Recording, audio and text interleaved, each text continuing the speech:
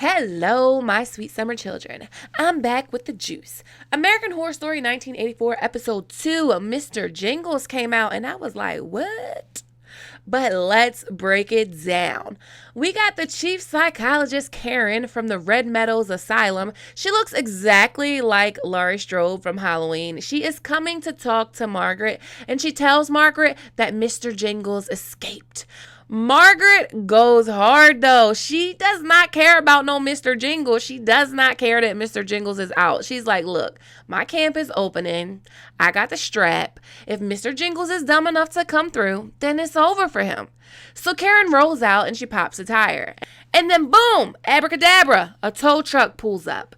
And she's like, it must be my lucky day. But you could tell she was kind of scared. But I was like, oh my God, Karen, pull off, ride the rim. It's just a flat tire. So Mr. Jingles kills her and she no longer resembles Laurie Strode because Laurie Strode would have never went out like that.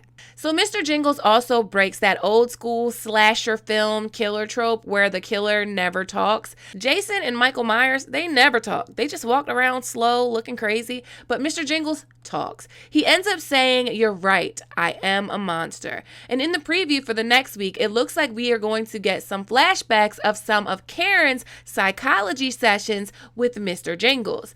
Mr. Jingles did also cut the ear off of Karen. He hadn't done that with the two victims prior, but he did with Karen. So it could mean that Mr. Jingles is the serial ear necklace killer.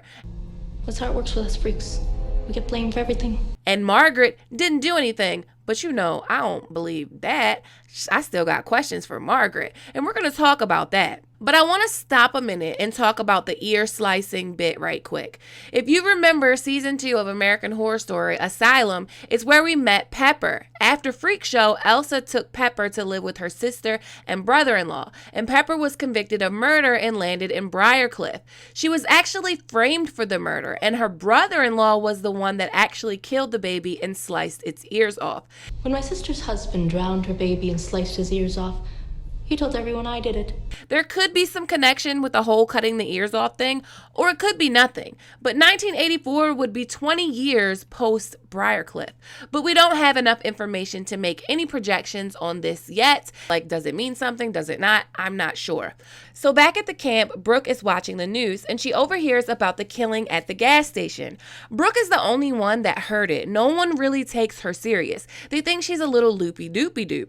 But boom, the real Fruit Loop walks in, Margaret Booth. And she's there to break up the party. She removes the boys from temptation and the girls from sin and sends the boys to the shower house. Brooke and Montana have some bonding time where they each visit the trauma of their past. Montana went to fat camp when she was 6. Her boobs was grabbed at Sam Goody, but baby, Brooke's trauma is some serious Rob Stark, Red Wedding type shit. This ring goes back to the ring that Richard Ramirez took from her apartment. Brooke's fiance Joey loses his shit at their wedding because he thinks that Brooke has hooked up with his best man Sam. So Joey then shoots Sam, then he shoots Brooke's dad, and then he kills himself. So Brooke denies all of this shit. She says she would have never cheated on Joey, but Joey didn't believe her. No one ever believes her. Well, are you a liar? What's going on here? This ring, though, it keeps drawing my attention. We'll talk about it in a minute. So Montana says that she believes her, and then she tries to kiss Brooke. And Brooke's all like, skirt, gotta get some fresh air. The boys are walking to the showers, and they talk about who has dibs on who and all the ratchet boy shit that boys talk about. And Xavier's all like, don't touch my girl, Chef Birdie. Speaking of Chef Birdie, where has she been? Shit has been popping off left and right. People screaming, people running, cars crashing into shit, people dying, and she's nowhere to be seen. I honestly really think there may be more to Chef Birdie than what initially meets the eye. So Xavier dips out to get a beach towel, and for some godforsaken reason, Margaret goes and shuts off the power. Margaret knows there is a serial killer on the loose that's likely coming to this camp, and she doesn't care. She's like, it's lights out. She takes the lights away. So Brooke She's just the most cliche slasher movie victim there is so far. She's out at Camp Red Rum, walking around a dark campground after being chased by Mr. Jingles, after seeing the Night Stalker, and after getting a prank call of jingling keys from someone on a camp payphone in the middle of nowhere, and she's still out lollygagging. I just can't with Brooke right at this moment. Xavier is snatched up by a very creepy adult movie maker. This is actually the guy that left Xavier the creepy voicemail, and he wants Xavier to do more gay porns. But Xavier isn't gay and he doesn't want to do porns. Xavier comes up with a plan like, Daddy, look, I'm going to introduce you to King Dingaling and my debt is going to be forgiven forever. So while Daddy is being a peeping Tom, Xavier dips out and Mr. Jingles turns Daddy into a memory. Or was that Mr. Jingles? I wonder why there's this hole right there conveniently to spy on showering people. But I'm not going to dwell there. Because we're going to be going back there. Brooke's dumbass is sitting on the dock and the body just floats up. I think this may be Karen. Rest in peace, Karen. But I'm not sure. It could literally be anyone. Then boom, the Night Stalker pops up. So Brooke asks him, how did you find me? He said, I told you Satan would show me the path. I just had to open the door. I'm not sure how he opened said door to track down Brooke. It would likely require one of her possessions, like that ring. And that ring was present at 2 murders and a suicide during a holy matrimony at a church. So Satan might like a ring like that. He might open a door for a ring like that. Child, I don't know how they do their little devil worship. I'm saved by the blood of sweet baby Jesus. But anyway, Brooke manages to escape Richard because the hiker runs into them. And as we suspected, the hiker is a ghost.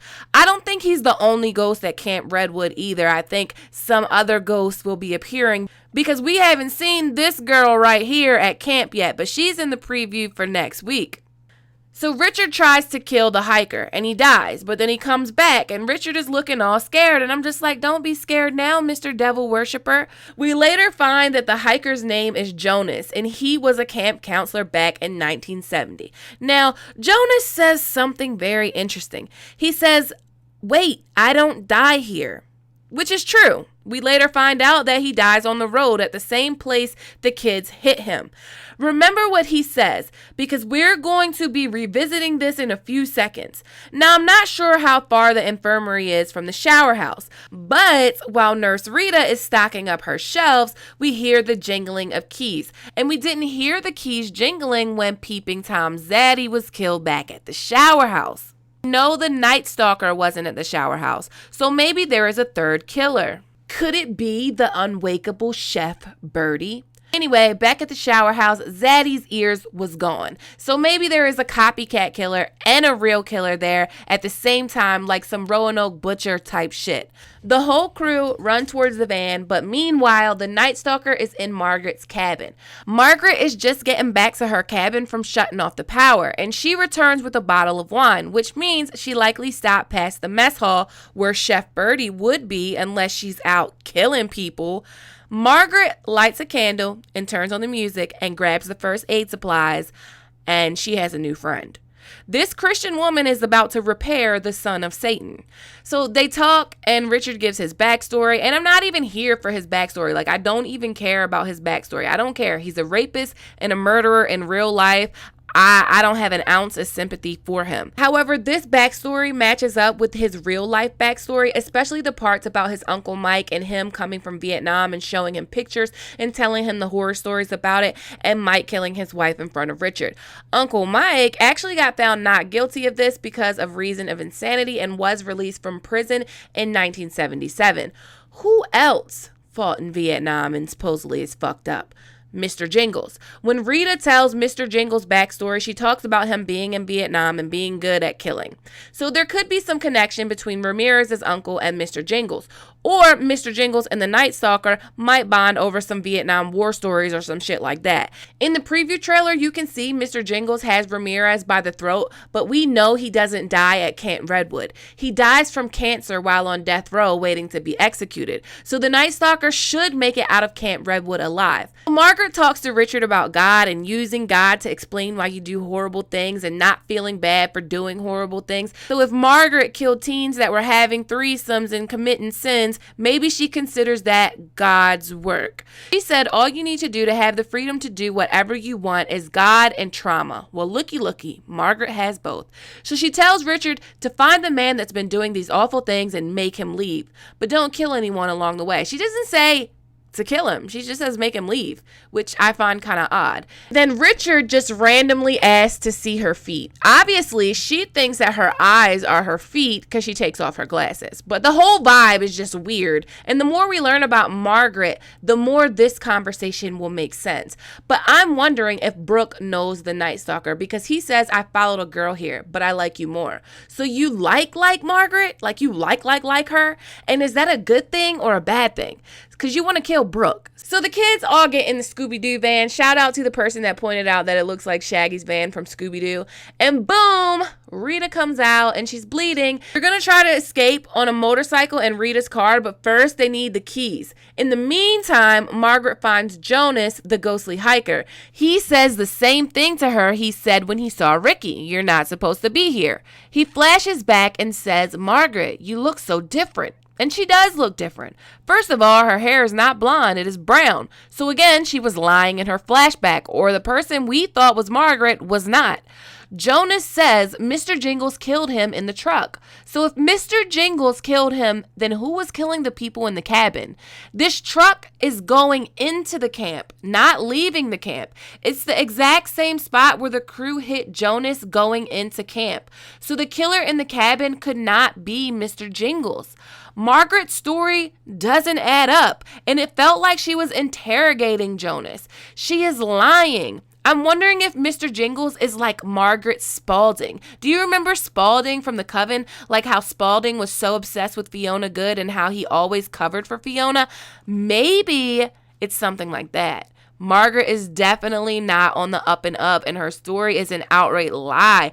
Also, I find it odd how Jonas tells the Night Stalker, this isn't where I die. Like he knows he dies on the road. But then with Margaret, he acts like he doesn't even know he's dead. Is he playing stupid? Does he actually really know what Margaret did? Is he stuck on some kind of time loop where he relives the last day of his life over and over again? So they split up. Why? Because they're idiots. They're going to look for keys. The Night Stalker is walking towards the infirmary, and Mr. Jingles is likely at the boys' cabin beating on the damn doors.